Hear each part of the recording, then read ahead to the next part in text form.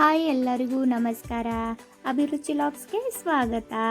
ಇವತ್ತು ನಾನು ಬದನೆಕಾಯಿ ಪಲ್ಯನ ಎಣ್ಣೆ ಇಲ್ಲದೇ ಮತ್ತು ಒಗ್ಗರಣೆ ಹಾಕದೇ ಮಾಡ್ತಾ ಇದ್ದೀನಿ. ಸೊ ಇದು ತುಂಬಾ ಆರೋಗ್ಯಕ್ಕೆ ಒಳ್ಳೆಯದು ಕೂಡ ಅನ್ಬೋದು, ತುಂಬಾ ಟೇಸ್ಟಿಯಾಗಿರುತ್ತೆ. ಸೊ ಹಾಗಿದ್ರೆ ಬದನೆಕಾಯಿ ಪಲ್ಯ ಮಾಡಲು ಬೇಕಾಗುವ ವಿಧಾನ ಮತ್ತು ಪದಾರ್ಥಗಳನ್ನು ನೋಡ್ಕೊಂಡು ಬರೋಣ ಬನ್ನಿ.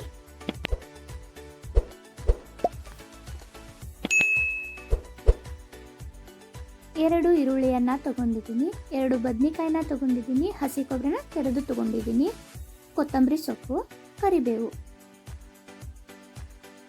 ಈಗ ನಾನು ಒಂದು ಪಾತ್ರೆಗೆ ನೀರನ್ನು ಹಾಕಿ ಇದಕ್ಕೆ ಸ್ವಲ್ಪ ಉಪ್ಪನ್ನು ಹಾಕ್ತಾ ಇದ್ದೀನಿ.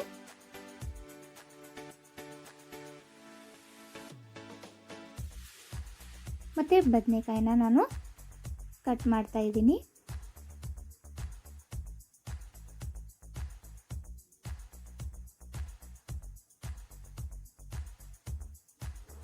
ಉದ್ದಾಗಿ ಕಟ್ ಮಾಡ್ಕೊಳ್ತಾ ಇದ್ದೀನಿ.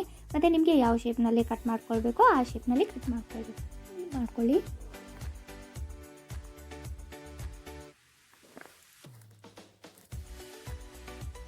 ಇದೇ ಥರ ನಾನು ಎಲ್ಲ ಬದನೆಕಾಯಿನ ಇದೇ ಥರ ಕಟ್ ಮಾಡ್ಕೊಳ್ತಾ ಇದ್ದೀನಿ.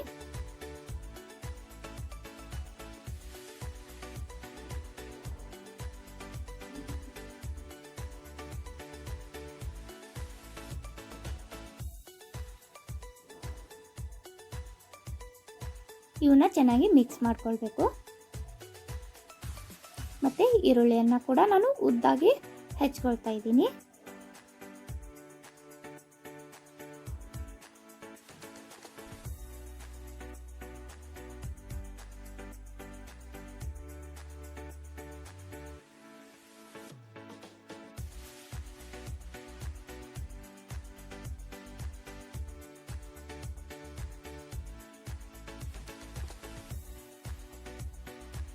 ಈಗ ನಾನು ಚೆನ್ನಾಗಿ ಮಿಕ್ಸ್ ಮಾಡಿ ತೊಳಿತಾ ಇದ್ದೀನಿ. ತೊಳೆದು ಇದ್ರ ನೀರನ್ನು ಚೆಲ್ಲಬೇಕಾಗತ್ತೆ, ಚೆಲ್ಲಿ ತೊಗೊಂಡು ಬಂದಿದ್ದೀನಿ. ಇವಾಗ ಒಂದು ಪಾತ್ರೆಗೆ ನಾನು ಈ ಬದನೆಕಾಯಿನ ಹಾಕ್ತಾ ಇದ್ದೀನಿ.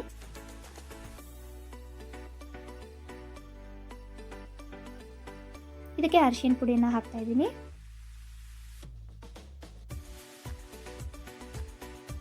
ಅಚ್ಚ ಖಾರದ ಪುಡಿನ ಹಾಕ್ತಾ ಇದ್ದೀನಿ. ಗುರಳ್ ಪುಡಿನ ಹಾಕ್ತಾ ಇದ್ದೀನಿ. ರುಚಿಗೆ ತಕ್ಕಷ್ಟು ಉಪ್ಪನ್ನು ಹಾಕ್ತಾ ಇದ್ದೀನಿ. ಕರಿಬೇವು ಸೊಪ್ಪನ್ನು ಹಾಕ್ತಾ ಇದ್ದೀನಿ.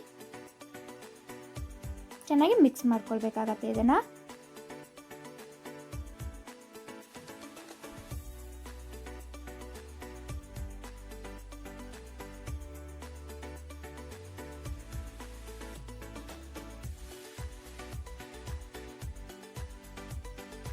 ನಾನು ಮಿಕ್ಸಿ ಜಾರ್ಗೆ ಕೊಬ್ಬರಿ ಹಾಕ್ತಾ ಇದ್ದೀನಿ, ಹಸಿ ಕೊಬ್ಬರಿನ. ಮತ್ತು ಕೊತ್ತಂಬರಿ ಸೊಪ್ಪನ್ನ ಕೂಡ ಇದರಲ್ಲೇ ಹಾಕ್ತಿದ್ದೀನಿ. ಇವಾಗ ಮಿಕ್ಸಿ ಮಾಡಿ ತೊಗೊಂಡು ಬರ್ತೀನಿ. ಇವಾಗ ತೊಗೊಂಡು ಬಂದಿದ್ದೀನಿ. ಈ ಬದನೆಕಾಯಿನ ನಾನು ಸ್ಟವ್ ಆನ್ ಮಾಡ್ತಾ ಇದ್ದೀನಿ. ಇದಕ್ಕೆ ಸ್ವಲ್ಪ ನೀರನ್ನು ಹಾಕ್ತಾ ಇದ್ದೀನಿ.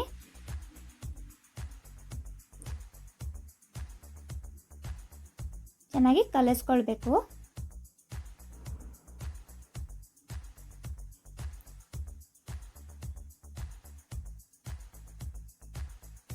ಪ್ಲೇಟನ್ನು ಮುಚ್ತಾ ಇದ್ದೀನಿ. ಇವಾಗ ಸ್ವಲ್ಪ ಕುದಿ ಬಂದಿದೆ ಇದು.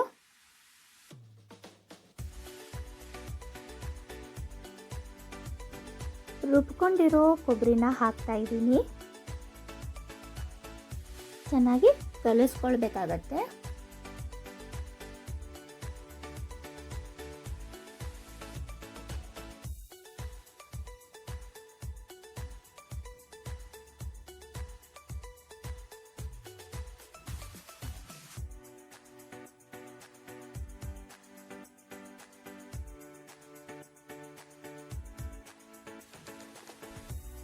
ಮತ್ತೆ ಪ್ಲೇಟನ್ನು ಮುಚ್ತಾ ಇದ್ದೀನಿ. ಕುದ್ದಾದ ನಂತರ ಬದನೆಕಾಯಿ ರೆಡಿ ಆಗಿದೆ.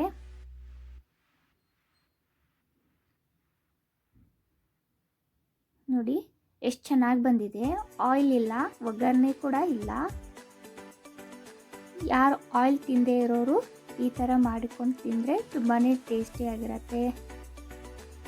ಬದನೆಕಾಯಿ ರೆಡಿಯಾಗಿದೆ.